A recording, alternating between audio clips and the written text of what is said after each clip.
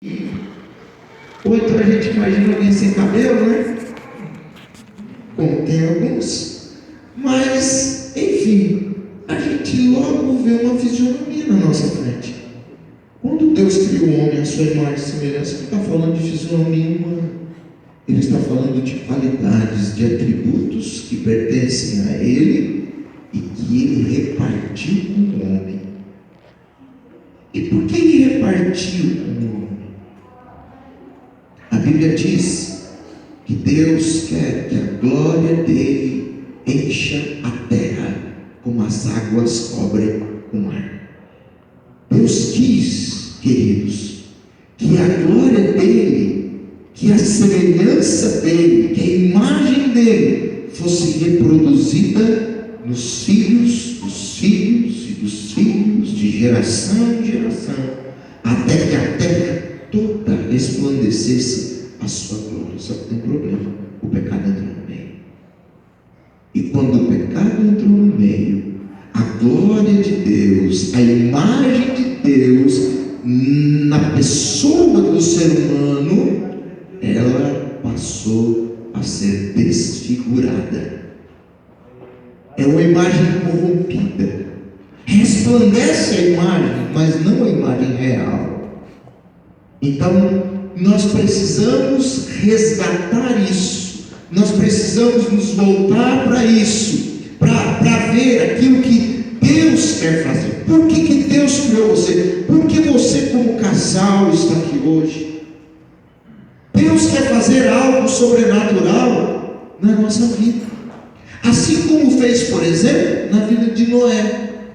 Vamos pegar um exemplo. A Bíblia diz que a maldade se disseminou na terra, mas tinha um homem que fez a diferença. E você sabe por que ele fez a diferença? Porque a Bíblia diz que ele andava com Deus. Noé andava com Deus. Diga assim nessa noite, diga: Noé andava com Deus. Noé andava na presença de Deus. Enoque era outro camarada que andava com Deus. E quando você lê a Bíblia, você vai perceber que pessoas faziam a diferença porque andavam com Deus.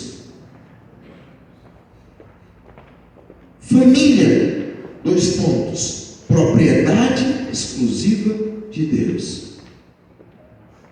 Quando eu olho para o mundo contemporâneo, quando eu olho para a família hoje, eu começo a ver, ou eu vejo uma distorção dessa afirmação. Família, propriedade exclusiva de Deus, e eu colocaria um ponto de interrogação: será? Eu estou vendo, queridos, eu não sei se sou eu, mas eu estou vendo a família, a instituição família, sendo atacada de uma forma sobrenatural pelo inimigo. Tudo o que é feito vem para ferir a instituição família, vem para deteriorar a família. E uma das coisas que nós podemos ver, um dos mecanismos que o inimigo tem usado de uma forma sobrenatural, é a mídia, é a televisão, de uma maneira principal. O que a televisão tem destruído? O que a televisão tem feito com os nossos jovens, feito com as famílias dos dias de hoje? Quando eu olho para isso, irmãos, eu vejo uma distorção da família. E é isso que o diabo tem feito. E tem um monte de gente caindo nessa armadilha. Para que família? Para que família? Não. Hoje o importante é fazer o que eu quero, como eu quero, na hora que eu quero. Você já viu pessoas que dizem assim: o que importa é eu ser feliz? Porque eu quero ser feliz. E em troco dessa felicidade, as pessoas se afundam num mar de pecado e de autodestruição sobrenatural. O que nós temos visto hoje é isso. E como resultado dessa autossatisfação, desse desejo desenfreado de satisfazer o eu, o ego, os desejos da carne. Então eu vejo um aumento da imoralidade. A mídia pressiona os jovens para uma precocidade sexual. Os jovens são estimulados a praticarem o ato sexual desde a mais tenra idade. E o que tem acontecido? Sexo é bom? É bom, é maravilhoso. Sexo foi criado por Deus, não foi criado pelo diabo.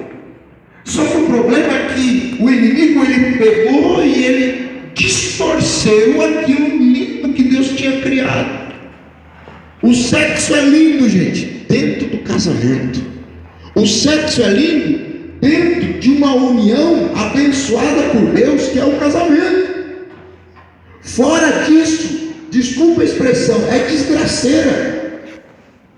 E aí eu vejo os jovens entrando nessa onda, sabe, de imoralidade e uma irresponsabilidade sem tamanho. E aí o que acontece? É claro que não tem mecanismo, os camaradas não conseguem se ter um autocontrole, e aí começam a gerar filhos denominados pela palavra de Deus de bastardos, porque são gerados fora da aliança do casamento. E aí o que acontece mais? Como consequência disso, os filhos crescem sem estrutura, porque não tem pai, a mãe não quer assumir, larga para a avó, larga para o tio, larga para não sei quem, e essas crianças crescem, e a tendência natural disso é a reprodução exatamente do mesmo mecanismo. Não vai acontecer com eles também.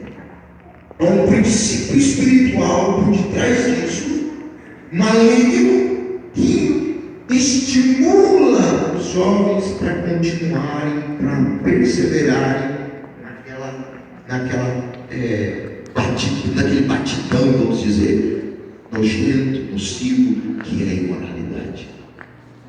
Queridos, em segundo lugar que eu vejo, é um aumento indiscriminado do divórcio.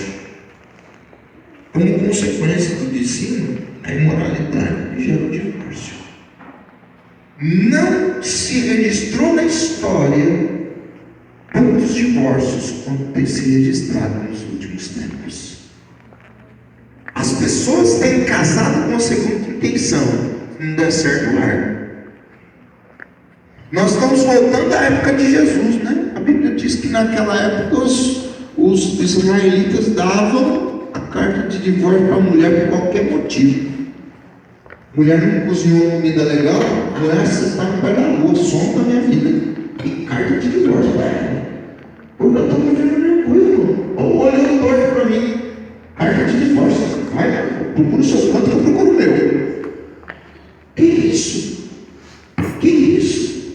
A quebra de aliança, resultado do divórcio, traição. Antigamente havia a parcela dos homens que traíram é muito grande. Hoje, se tomar cuidado, a mulher trai mais do que o homem. Nós estamos vivendo um mundo assim, de traições. E aí as pessoas não conseguem dimensionar o que acontece numa traição. Quando uma pessoa trai a outra, quebra uma aliança, rompe uma aliança que foi instituída diante de Deus, diante das autoridades, o céu espiritual dessa casa é aberto para a ação de toda sorte de espíritos malignos, principalmente espíritos malignos de imoralidade sexual e de perversão sexual. Por isso que nós temos presenciado um mundo louco, maluco, onde as pessoas são bissexuais, homossexuais, transexuais e por aí vai fora. Você sabe por quê? Tudo resultado de imoralidade, de perversão sexual. principalmente dos pais. Houve traição na casa, quebrou o céu, a redoma divina, a proteção divina do casamento foi rompida, e o diabo tem acesso. Ah, que isso, pastor? É só traiçãozinha? É só uma vezinha só? Não tem problema não. Tem problema sim, meu amigo. Tem problema sim. Você está semeando desgraça para você e para a sua família. Você está abrindo o céu espiritual da sua casa. Você está plantando maldição para você. E olha, para finalizar, para acabar com tudo, né? Sabe o que acontece? Você está chamando a morte para você. Por que, pastor? Porque você prometeu no altar dos senhores até que a morte nos separe. As pessoas não se atinam para isso. A Bíblia diz que Deus é o Deus que odeia o divórcio. Meu querido, eu e você, nós que estamos casados, tem alguns aqui talvez que são casados de namorado. Quem é casado de namorado? Levanta a mão. Quem ainda não casou, né? Tem alguns, poucos, hein? A maioria que é casado, glória. Um casado foi mais gostoso, que é bom, né? Eu sou casado há 23 anos, vai fazer agora, em setembro. Meu Deus, não me arrependo não, né? Deus é lindo, Deus é bendito, né? Oh, meu Pai do céu. Então, veja bem, querido, divórcio é uma coisa odiada por Deus. Deus abomina o divórcio. Então não parta para esse caminho. Eu vou casar se der certo, quem sabe? Que isso? Case sabendo com quem você vai casar. Você entendeu? E assuma um compromisso. Ore a Deus na vida dessa pessoa, em nome de Jesus. Como resultados de tudo, da imoralidade, da traição, do divórcio, nós temos filhos perdidos.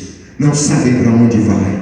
Os meninos e as meninas da nossa geração só sabem jogar videogame, só sabem ir para balada e fazer coisas que não deve fazer. Estão mergulhados num grau, sabe, de rebeldia sobrenatural. Crianças rebeldes, por um lado, e por outro lado, crianças depressivas. Camarada, o que você vai ser? Não sei, eu não sei. O que você pretende fazer? Eu não sei. Perdido, não tem rumo, não sabe para onde vai. Pais, escutem o que a palavra de Deus diz nessa noite. A sua família pode ser uma família bendita, a sua família pode ser uma propriedade exclusiva de Deus, mas em muitos casos não tem sido. Só que nessa noite algo sobrenatural pode acontecer, se você quiser. Se você quiser. Aí você diz assim: então, pastor, o que eu devo fazer para a minha família ser uma família abençoada, ser uma propriedade exclusiva de Deus? Em primeiro lugar, meu querido, uma família, para ser propriedade exclusiva de Deus, ela tem que temer a Deus. O temor ao Senhor é o princípio da sabedoria. Sem temor a Deus, não há família que fique em pé. Eu e você precisamos temer a Deus. A Bíblia diz que a mulher sábia edifica a sua casa. A mulher sábia é aquela que teme ao Senhor em primeiro lugar. E o homem sábio, a Bíblia diz que é aquele que teme ao Senhor. Bem-aventurado, feliz, alegre o homem que teme ao Senhor. Você quer ser bem-aventurado? Você quer ser uma pessoa feliz? Então tema a Deus, meu querido. É fácil. Porque o temor a Deus faz você se desviar do pecado. A palavra de Deus nos diz isso em Provérbios. O temor ao Senhor faz com que o homem se afaste do pecado. Segunda coisa,